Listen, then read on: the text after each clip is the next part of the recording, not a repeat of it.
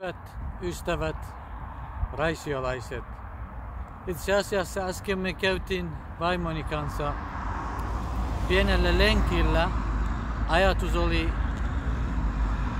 nauttia auringosta ja sitten samalla kerätä roskat, mikä löytyy moottoritien varrella.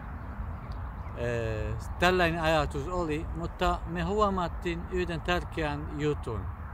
Mun vaimo, jolla hänellä on hyvät taidot tuntemaan yrttejä ja kasviksia, hän huomasi täällä Raision moottoritien äärellä löytyy niin paljon sellaisia kasviksia ja yrttejä, mitkä löytyy meidän maassakin, löytyy samanlaista, mutta siellä löytyy vain vuoristoalueella. Siellä pitää kymmeniä kilometriä kiivetä vuoristoon ja sieltä poimia.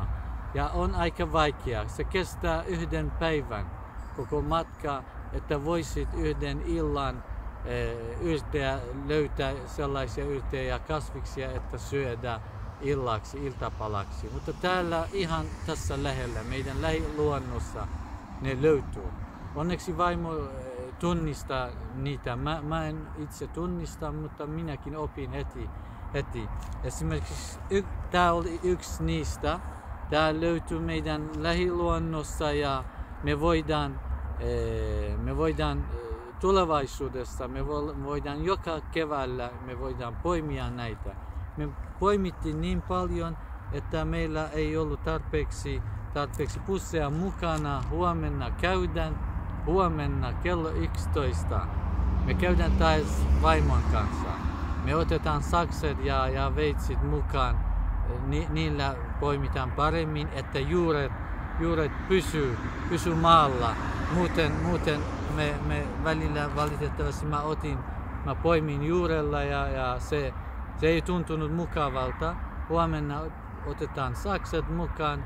Kello 11 aamulla me lähdetään ihan K-centerin lähellä Raisioon. Jos joku tulee mukaan, voi pistää viestin meille. Me näytetään. Eli tästä tulee hyvä ruokaa. Tää syödään varsinkin kananmunan kanssa. Voi paistaa, nauttia. Tän maku on niin kuin pinaatti ja paljon parempiakin. Meidän maassa eli 2-3 kuukautta ihmiset syö tällaista. Se on niin terveellistä meidän lähiluonnossa. Eli mä oon kuntavaaleissa mukana, mä oon vihreiden porukassa. Mä tykkään luonnosta. Ja mun mielestä suomalaiset ovat hyvin onnistuneet suojelemaan ja puolustamaan luontoa. Ja tulevaisuudessa ehkä suomalaiset keksijät, ne keksi tällaista kasviksia ja myy maailmassa. Suomalaiset ovat hyvin taiteellisia näissä jutuissa, niin kuin meillä on erilainen kaura, me myydään maailmassa ja se on kuuluisa. Eli voi tulevaisuudessa hyödyntää näitä kasviksia. Huomenna me käydään. Mä toivon, että raisiolaiset äänestää vihreitä, koska meidän piti suojella seuraavalle sukupolvelle tällaista luontoa. Kiitos. Me nautitaan illalla, me syödään tätä. Kiitos.